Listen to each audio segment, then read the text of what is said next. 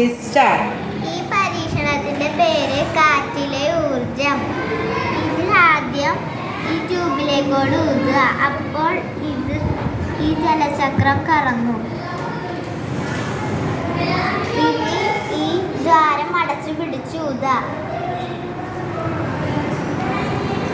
അപ്പോൾ ജലചക്രം കറങ്ങില്ല.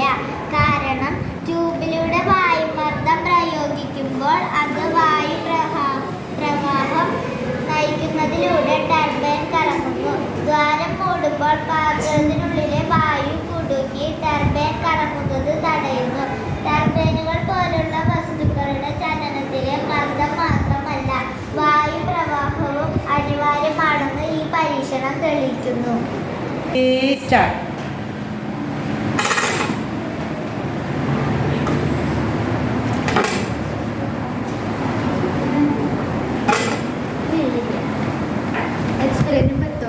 നമ്മൾ പേപ്പർ മുകളിൽ വെച്ചപ്പോൾ പേപ്പറിൻ്റെയും സ്കെയിലിൻ്റെയും ഇടയിലുള്ള വായു വളരെ കുറവായിരിക്കും.